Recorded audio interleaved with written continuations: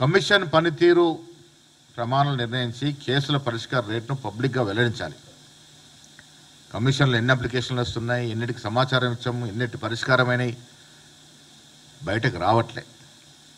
సమాచార హక్కు కమిషనర్లకి ఎంత పవర్ ఉందంటే they can question anyone, they can even decide the matter also. So అవన్నీ కూడా ప్రభుత్వాలు గుప్పిట్లో పెట్టుకొని రాకుండా పోతూ ఉంది. ఆర్టీఐ వినియోగదారులు విజిల్ బ్లోయర్స్ భద్రత కల్పించేలా విజిల్ బ్లోయర్స్ ప్రొటెక్షన్ యాక్ట్ 2014 తీసుకొచ్చాము. ఆ తర్వాత ప్రభుత్వం దాన్ని అమలు చేయట్లేదు. ఇమ్మీడియట్గా అమలు చేయాలి. కమిషన్లో పాత్రికేయులు, కార్యకర్తలు, విద్యావేత్తలు, మహిళలకు ప్రాతినిధ్యం పెంచాలి, కల్పించాలి. ఇదొక డిమాండ్. ఆర్టీఐ చట్టం ఆధునిక భారత ప్రజాస్వామ్యంలో గొప్ప సంస్కరణలు ఒకటి. ఇది ప్రజలకి అధికారాన్ని ప్రశ్నించేటువంటి బ్రహ్మాస్త్రం. దాన్ని బలహీనపరిచే ప్రక్రియ ఏది కూడా ప్రజాస్వామ్యంలో ఏ రాజకీయ పార్టీ యాక్సెప్ట్ చేయదు. కాంగ్రెస్ పార్టీ సంపూర్ణంగా దాన్ని వ్యతిరేకిస్తుంది. పునఃపరిశీలించి 2014లో తీసుకొచ్చిన మార్పులన్నీ కూడా తిలోదకాలిచ్చి 2004, 2005లో వచ్చిన చట్టం యథావిధిగా కొనసాగించే విధంగా ప్రభుత్వం ప్రయత్నం చేయాల్సిందిగా ఈ సందర్భంగా డిమాండ్ చేస్తూ 20 సంవత్సరాలు సందర్భంగా భారత జాతీయ కాంగ్రెస్ పార్టీ చట్టాన్ని రక్షించడానికి, బలోపేతం చేయడానికి మరియు ప్రతి ప్రౌఢికి ప్రశ్నించే హక్కు, సమయపాలిత సమాధానం పొందే హామీ కల్పించడానికి తమ నిబద్ధతని చాటుకుంటుంది, పునర్ఘాటిస్తుంది. ఇది ఏఐసిసి యొక్క ప్రమాణము.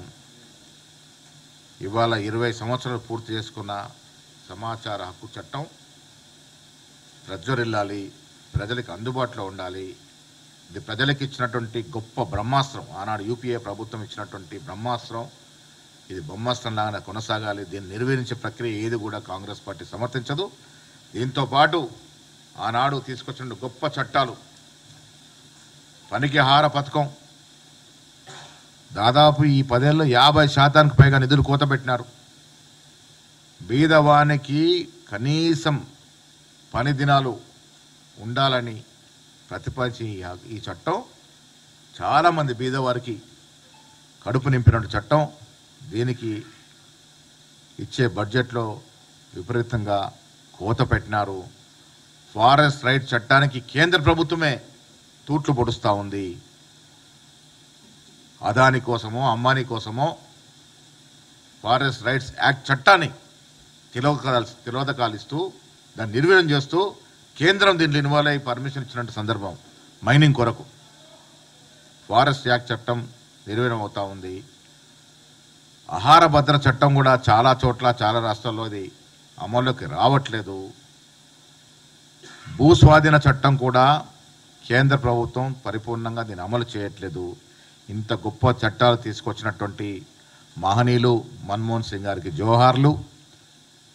ఆ చట్టాలు రావడానికి ఆనాడు దోహదపడినటువంటి మా యువ నాయకుడు రాహుల్ గాంధీ గారు, ఖర్గే గారు, ఆనాడు నాయకత్వం వచ్చినట్టు యూపీఏ చైర్మన్ సోనియా గాంధీ గారికి ప్రజల తరఫున, తెలంగాణ ప్రజల తరఫున మనస్ఫూర్తిగా ధన్యవాదాలు తెలియజేస్తూ ఈ చట్టాలన్నీ కూడా కాపాడుకునేందుకు యథావిధి కొనసాగించుకు పౌరులందరూ కూడా సిద్ధం కావాలని పిలుపునిస్తా ఉన్నాం.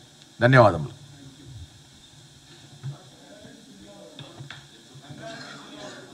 ఏమండి,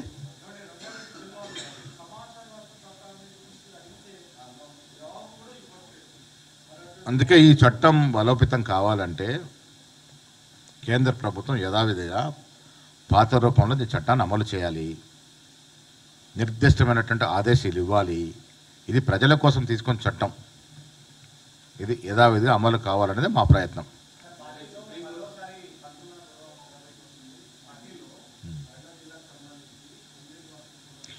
మంత్రులు ఏదైనా అది మా కుటుంబ సమస్య, మా దృష్టి కూడా వచ్చింది. ముఖ్యమంత్రి గారు నేను కూర్చొని దాని సమస్య పరిష్కరింప చేస్తాం. వచ్చారు సీతక్క గారు కూడా, కొండ సూర్య గారు ఇద్దరు కూడా మాట్లాడినారు. అది కంప్లైంట్లకు కాకుండా ఒకటి ఉన్నట్టు సమాచారం నాకు ఇచ్చినారు. డెఫినెట్గా మాట్లాడేది పరిష్కరింప చేసే ప్రయత్నం చేస్తాం. పెద్ద సమస్య కాదు, అది చిన్న అది సమాచార లోపం వల్ల జరిగింది.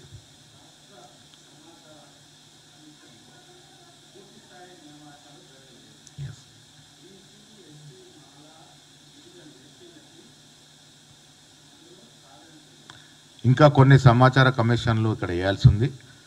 డెఫినెట్గా సోషల్ ఇంజనీరింగ్ అనేది దాంట్లో ఉంటుంది, డెఫినెట్గా ఉంటుంది. ఎస్, దాన్ని కూడా మర్చిపోయాను.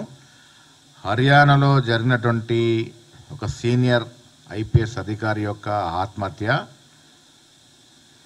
తీవ్ర కలత చెందేటువంటి విషయం ఇది.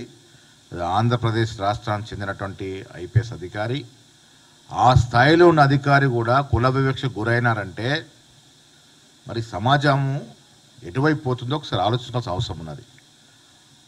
ఆత్మహత్యకు ప్రేరేపించినటువంటి అధికారులందరినీ కూడా శిక్షించాలి. ఒక ఎస్పీని మాత్రమే ట్రాన్స్ఫర్ చేశారు. దీనిలో ప్రధాన పాత్ర పోషించిన డీజీపీ, ఆ డీజీపీ ఆదేశాల మేరకే ఆ ఎస్పీ ఆ రకంగా ప్రవర్తించినాడని అక్కడ వాస్తవాలు బయటకు వచ్చినప్పటికీ కూడా దాని మీద చర్యలు ఉండకపోవడం, కేంద్ర హోంశాఖ మాత్రం ఇంతవరకు స్పందించకపోవడం, ఇది చాలా శోచనీయ అంశం. ఒక ఐపీఎస్ సీనియర్ అధికారే కుల వివక్షకు గురవుతే మరి బీజేపీ ఫ్యాసిస్ట్ పాలనలో సామాన్యుడి పరిస్థితి ఏంటి?